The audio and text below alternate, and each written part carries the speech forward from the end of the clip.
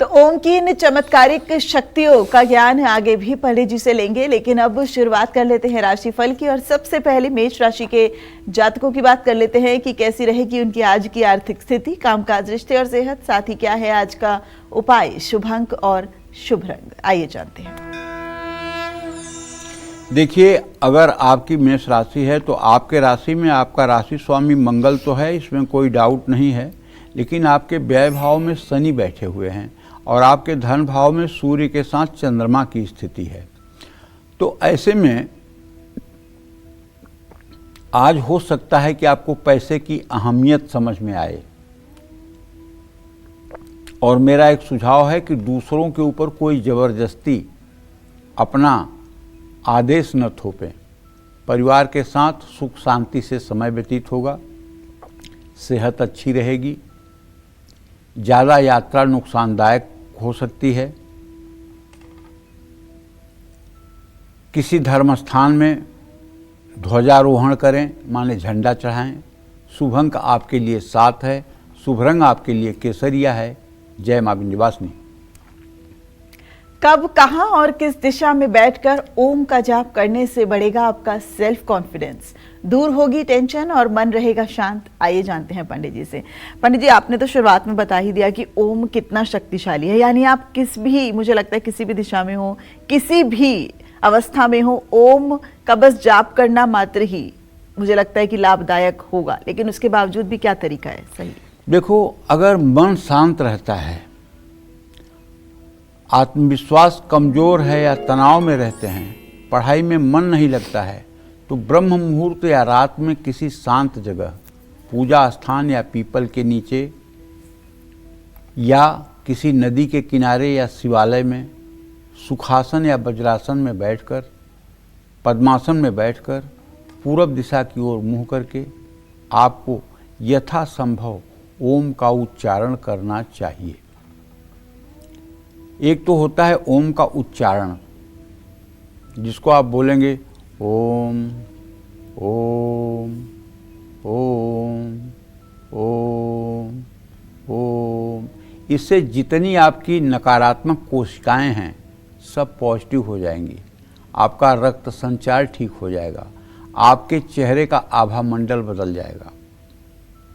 अगर आपको न विश्वास हो तो ऐसा करिए, एक ट्रांजिस्टर लीजिए और ट्रांजिस्टर ऐसा लीजिए कि जिसमें मतलब कि एरियल लगा हुआ हो, और एरियल लगा हुआ ट्रांजिस्टर का एरियल निकाल दीजिए और एरियल के ट्रांजिस्टर को तेज़ी से चालू करिए, वो तेज़ आवाज़ में बजे, और वो एरियल के ऊपरी हिस्से में आप अपनी तर्जनी उंगली ले जा कर के सटाइए। जितनी दूर से वो खड़खड़ाहट आने लगे उस दूरी को आप नाप लीजिए, और उसके बाद ओम का जो है 5 मिनट तक उच्चारण कर लीजिए। उसके बाद फिर उंगली ले जाइए, देखिए अगर डिस्टेंस न बढ़ जाए तो कहिए, क्योंकि तत्काल एक सकारात्मक ऊर्जा का प्रवाह आपके शरीर में संचरित होता है ओम के उच्चारण से। 21 बार ओम का अगर कम से कम भी उच्चारण कर लिया जाए तो इससे काफ़ी चेहरे पर रौनक आ जाती है। ओम का जप करते हुए ध्यान भौहों के बीच यानी आज्ञा चक्र में लगाना चाहिए। देखिए, यही गीता में भगवान ने कहा है कि मन एवं मनुष्याणाम कारण बंध मोक्ष हो। मनुष्य का मन ही उसके लिए बंधन और मोक्ष का कारण है। मन को ठीक करने का जो तरीका भगवान ने बताया है, वो एक तरीका गीता जी में बताया है कि भ्रू मध्य में या नासिका के अग्रभाग पर, मतलब सुखासन पद्मासन में बैठकर नासिका के अग्रभाग पर दृष्टि जमाना या भ्रू मध्य में दृष्टि जमाना, ये मन को रोकना है, ये मन को रोकना है। तो अगर यहाँ आप कल्पना करें कि ओंकार लिखा हुआ है, ओम लिखा हुआ है, और यहाँ अगर आपका ध्यान लग जाए तो निश्चित रूप से जो मन कहीं से भी आपके बस में नहीं होता है वो मन रुक जाएगा। और मन जब तक रुकेगा नहीं तब तक काम, क्रोध, मोह, लोभ, मद, मत्सर जैसे विकारों से ये दूर नहीं होगा। और जब तक इनसे ये दूर नहीं होगा तब तक भगवान का ये कथन अपनी 84 विभूतियों को बताते हुए भगवान श्री कृष्ण गीता में कहते हैं, इंद्रियाणाम मनश्चास्मि, इंद्रियों में मैं मन हूँ, तब तक वो आपका मन नहीं बन पाएंगे।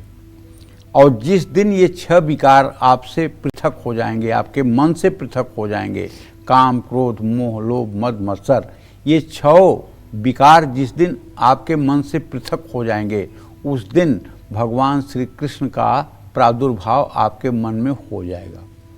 यदा यदा ही धर्मस्य ग्लानिर्भवति भारत अभ्युत्थानम धर्मस्य तदात्महं सृज्याम्यहम्। तुरंत आपके हृदय देश में ही भगवान का प्राकट्य हो जाएगा।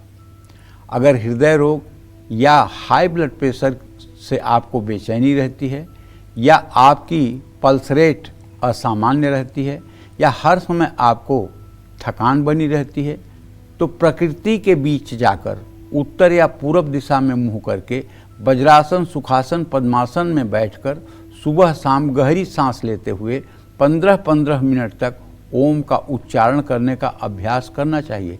लेकिन ये जो मैं बता रहा हूँ, ये माया मोह में फंसे हुए इंसानों के लिए बता रहा हूँ। 15 मिनट साधकों के लिए नहीं बता रहा हूँ। साधकों के लिए तो ये समय 2-2 घंटे, 3-3 घंटे का होना चाहिए। जो लोग अति व्यस्त हैं, जिनके पास समय नहीं है, जो करियर का भूत जिनके ऊपर चढ़ा हुआ है, जिनके ऊपर पैसा कमाने का नशा चढ़ा हुआ है, उनके लिए बता रहा हूं कि भैया आप कम से कम 15-15 मिनट कर लीजिएगा अपनी ज़िंदगी को ठीक करने के लिए।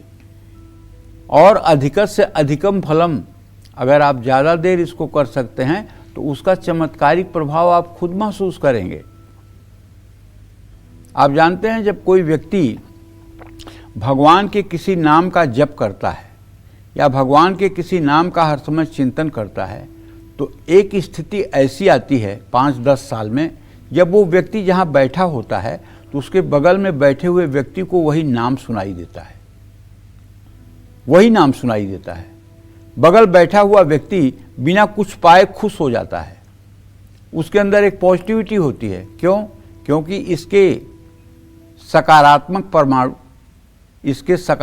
परमाणु उस व्यक्ति के नकारात्मक परमाणुओं को नष्ट करके और उसके अंदर भी सकारात्मकता का बीज बोता है। इसीलिए हमारे शास्त्रों में नाम जप को बहुत महत्व दिया गया है। रामचरितमानस में तो गोस्वामी जी ने यहाँ तक कहा है कि राम ते अधिक राम कर नामू, राम से भी अधिक राम का नाम है। करऊं कहाँ तक नाम बढ़ाई, सकहि न राम नाम गुण गाई। कलयुग केवल नाम आधारा, सुमिर सुमिर नर उतर ही पारा। तो कहने का मतलब यह है कि चाहे राम कहिए चाहे ओम कहिए,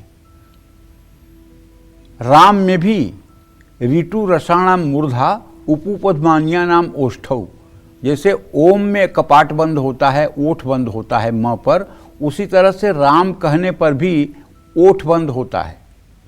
रा से मूर्धा से स्वर आता है, म से कपाट बंद हो जाता है, माने शक्ति नीचे की तरफ जाती है। दूसरे शब्दों में कहूँ तो जो सहस्रार की कुंडलनी है वो ऊपर से नीचे की तरफ मूलाधार की तरफ बढ़ती है, और ऐसा व्यक्ति भूत भविष्य वर्तमान को जानने में सक्षम होता है। जय मां विंध्यवासिनी। तो अब तो आप जान ही गए होंगे कि ओम का ये मंत्र किस तरीके से अनलिमिटेड शक्तियों का संचालन जो है वो आपके अंदर सृजित कर सकता है। आगे भी ये जानकारी पंडित जी से लेंगे, लेकिन अब राशिफल पे एक बार लौटते हैं और अब बात करते हैं वृषभ राशि के राशिफल की। कैसी रहेगी वृषभ राशि के जातकों की आर्थिक स्थिति, कामकाज, रिश्ते और सेहत, साथ ही क्या है आज का उपाय, शुभ अंक और शुभ रंग, आइए जानते हैं। देखिए, अभी तो सूर्य चंद्रमा का अधम योग आपकी राशि में बना हुआ है, लेकिन बस कुछ घंटों में सूर्य देव आपकी राशि को छोड़ने जा रहे हैं। ये आपके लिए खुशखबरी है। और आपके द्वितीय भाव में धनेश स्वयं बुध बैठे हुए हैं। इसका मतलब पैसे का खूब लाभ होगा, और आप अगर जरा सा भी समझदार हैं तो आप अपना उधार चुकाइएगा, अपने ऊपर कर्ज का बोझ मत रखिएगा। साझेदारी के काम से आपको लाभ मिलेगा, अपनों से आपको शुभ समाचार मिलेगा, सेहत में सुधार होगा, कोई आपका फायदा उठा सकता है। पीपल का पेड़ हो सके तो आज आपको लगाना चाहिए। शुभ अंक आपके लिए 1 है, शुभ रंग आपके लिए गुलाबी है। जय मां विंध्यवासिनी। अनचाहे डर, बुरे सपने से बचने के लिए और पॉजिटिविटी, पीस पाने के लिए कितनी देर तक, किस दिशा में बैठकर करें ओम का जाप, आइए जानते हैं। पंडित जी और इस दिलचस्प चर्चा को थोड़ा सा और दिलचस्प बनाएंगे, कैसे जो है इस कौन सी दिशा है ऐसी जो सबसे ज़्यादा सटीक है ओम के लिए? देखो दिव्या, ऐसा है ज्योतिष शास्त्र में, जब सूर्य नीच राशि, नीच नवांश में होता है या सूर्य के साथ पापक ग्रहों की स्थिति होती है, तो ऐसे आदमी का आत्मबल बहुत दुर्बल होता है। ऐसे आदमी फोबिया के शिकार होते हैं, या चंद्रमा शनि राहु केतु के साथ हो, या चंद्रमा के ऊपर शनि राहु केतु की दृष्टि हो, या चंद्रमा शनि केतु या शनि राहु के मध्य हो, तो भी ऐसा आदमी नेगेटिविटी का ही शिकार होता है।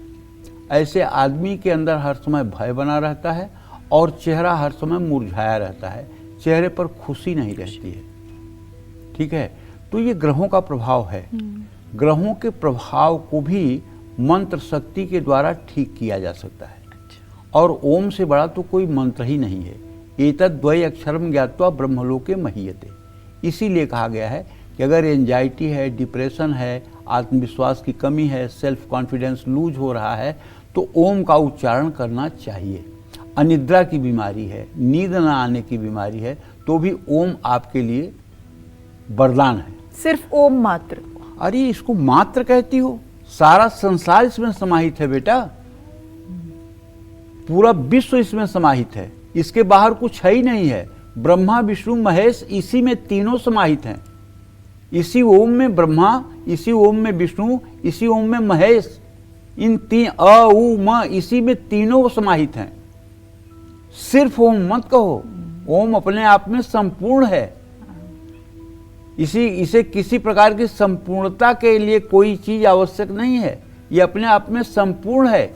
एतद्वय अक्षरम ज्ञात्वा ब्रह्मलोके महीयते, इसका अवलंबन करने पर आप साक्षात प्रभु के सामने हो सकते हैं, साक्षात नारायण आपको मिल सकते हैं। ये बहुत बड़ी चीज है।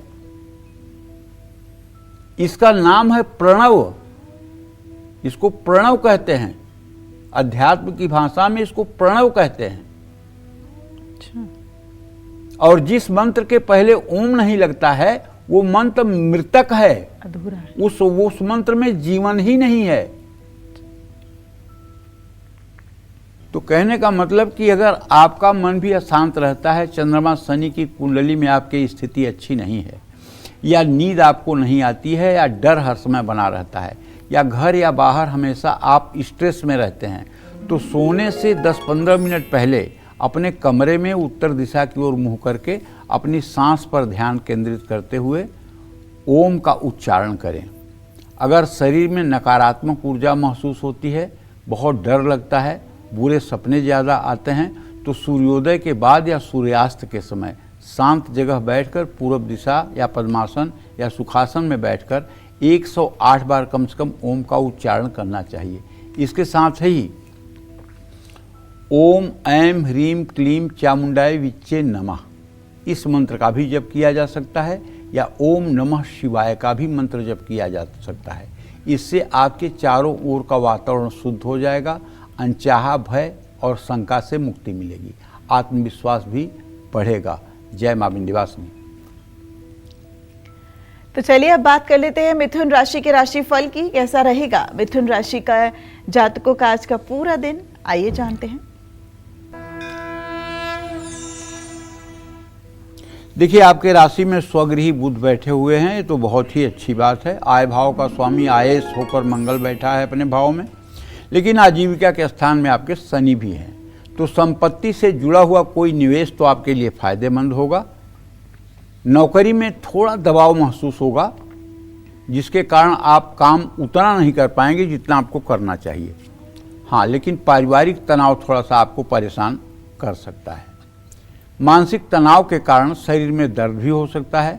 निराश नहीं होना चाहिए, बुरे समय से सबक लेना चाहिए और आगे बढ़ना चाहिए। किसी भूखे व्यक्ति को भोजन कराना चाहिए। शुभ अंक आपके लिए 2 है, शुभ रंग आपके लिए हरा है। जय मां विंध्यवासिनी। और पंडित जी कर्क राशि की बात करें उससे पहले एक संक्षिप्त में, चूंकि आज पुरुषोत्तम मास जो अधिक मास के नाम से भी जाना जाता है उसका आज आखिरी दिन है, ऐसे में अब जो शुभ कार्य कर सकता है कोई भी, क्या कल से ही उसको आरंभ किया जा सकता है? बिल्कुल, लेकिन कल परिवार तिथि है बेटा। परिवार तिथि जो है कृष्ण पक्ष शुक्ल पक्ष की परिवार तिथि को हमारे शास्त्रों में शुभ कार्य करने का निषेध किया गया है। कारण उस दिन चंद्रबल बिल्कुल क्षीण होता है और द्वितीया तिथि से चंद्रमा बढ़ना शुरू होता है और द्वितीया तिथि से किया हुआ कार्य जो होता है वो उन्नति को प्राप्त होता है। इसलिए द्वितीया तिथि से ही कार्यारंभ होगा, माने 17 तारीख से। और जैसे आज अमावस्या तिथि है तो आज सोमवती अमावस्या है। अच्छा। बहुत सी महिलाएं भारत में, 2-4 को तो मैं भी जानता हूँ, जो पूरे महीने व्रत की हैं, पूरे पुरुषोत्तम महीने में व्रत की हैं, एक समय फलाहार किया है और भगवान की पूजा पाठ में पूरा महीना व्यतीत किया है। और आज वो सोमवती अमावस्या पर पीपल के पेड़ के नीचे जा कर के काजू किशमिश के दाने से या सिंदूर की डिब्बी से या चूड़ियों से वो 108 परिक्रमा पीपल के पेड़ की करेंगी और वो वस्तु सब दान करेंगी और गाय और ब्राह्मण को भोजन कराएंगी। तब उनकी तपस्या महीने भर की पूरी होगी। क्योंकि देखो, एक बात तो मानना पड़ेगा, हम ये नहीं कहते कि हाँ पश्चिमी सभ्यता हमारे ऊपर नहीं आई है, लेकिन अभी 1% भी पश्चिमी सभ्यता नहीं है। अभी 99% हमारी मूल संस्कृति जिंदा है। अगर हम शहरों में 2-4 लोगों को देख करके ये जज करें कि हमारा देश बिगड़ गया है तो ये अन्याय होगा, ये गलत होगा। अभी बहुत सी संख्या में महिलाएं ऐसी हैं जो साक्षात देवी स्वरूपा है, जो साक्षात जप तप की मूर्ति हैं, जिनके दर्शन से मतलब कि पाप नष्ट हो सकते हैं। इतना तपस्या में रत हैं, इतना पूजा पाठ में लगी हुई हैं, सुख दुख को समान मान करके भगवान में आस्थामय हैं। तो अगर हम बुराई देखने चलें तो बुरा तो हर जगह मिलेगा आपको। सतयुग और त्रेता में भी जो है बुराई थी। रावण त्रेता में था, कंस और जरासंध ये सब द्वापर में थे, जब भगवान थे तब थे। तो आज कलयुग में भी अगर कुछ महिलाएं थोड़ा सा उद्दंडता कर रही हैं तो इसका मतलब नहीं कि महिला समाज गंदा हो गया है। ये तो हर समय से होता रहा है। शूर्पणखा और ताड़ुका हर समय से रही हैं। तो 1-2 की संख्या नहीं देखना चाहिए, लेकिन बहुतायत में अभी भी धर्मपरायण महिलाएं हैं और उन्हीं के बल पर ये पृथ्वी कहीं न कहीं से रुकी हुई है। ये हिंदुस्तान की अपने आप में एक बहुत बड़ी गौरव और बहुत बड़े शान की बात है। अगर आप गंभीरता से देखेंगे तो हाँ, समाज की एक नैतिक जिम्मेदारी बनती है कि उन्हें मतलब कि आध्यात्मिक ज्ञान से परिचित कराया जाए, उन्हें आध्यात्मिक शक्तियों के बारे में बताया जाए, उनके अंदर आध्यात्मिक शक्तियों को जानने की एक जिज्ञासा पैदा की जाए, जो पहले बुजुर्गों के द्वारा, बड़े बुजुर्गों के द्वारा, पुरोहितों के द्वारा, धर्माचार्यों के द्वारा प्राप्त होता था। आज उसका थोड़ा सा अभाव हो रहा है, जिसके कारण भी युवा जो है दिशा शून्य हो रहा है। लेकिन कालचक्र के माध्यम से पंडित जी आप तमाम ये तो मेरा एक तुच्छ प्रयास हैं। है, ये तो मेरा तुच्छ प्रयास है, ये तो सूरज को दिया दिखाने वाली बात है। हम प्रयास करते हैं और अगर मेरे प्रयास से एक भी व्यक्ति अपने जीवन में कुछ करने लगा तो शायद मेरा भी जीवन धन्य हो जाएगा, मेरा भी मतलब कि जो जीवन है वो धन्य हो जाएगा। एक भी व्यक्ति अगर हमारी बात को मान करके और उस पर अमल करने लगेगा तो ठीक हो जाएगा। अच्छा, आज पंडित जी चूंकि आपने बताया आज सोमी अमावस्या है तो दान पुण्य जो है वो भी किया जाता है, तो किस दान तरीके? पुण्य आज खूब करना चाहिए। आज का दिया हुआ दान पुण्य पितरों को उत्तम गति दे देता है। पितर मुक्त हो जाते हैं। आज गाय को, कुत्ते को, कौवे को, ब्राह्मण को, सबको खिलाना पिलाना चाहिए।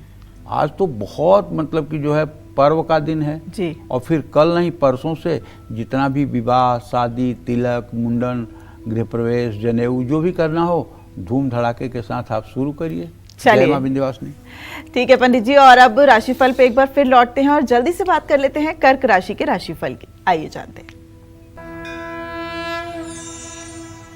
कर्क राशि में बृहस्पति और शुक्र की स्थिति है। आर्थिक स्थिति आपकी अच्छी रहेगी, निवेश से लाभ होगा, खरीदारी का योग बनेगा। साझेदारों का विरोध थोड़ा सा झेलना पड़ सकता है आपको, क्योंकि वैवाहिक जीवन सुखी रहेगा। पाचन कमजोर हो सकता है, ज़्यादा भावुक होने से बचें। घर में तुलसी का पौधा अगर नहीं है तो आज लगा लीजिए। शुभ अंक आपके लिए 4 है, शुभ रंग आपके लिए लाल है। जय मां विंध्यवासिनी। तो ओम सिर्फ एक मंत्र नहीं बल्कि आपके अंदर छुपी अनलिमिटेड पावर को जगाने की चाबी है। अपने परेशानी के अनुसार कब, कैसे और कहां करना चाहिए ओम का जाप, ये आगे भी बताएंगे आपको पंडित जी। लेकिन एक छोटे से ब्रेक के बाद आप बने रहिए हमारे साथ और देखते रहिए कालचक्र।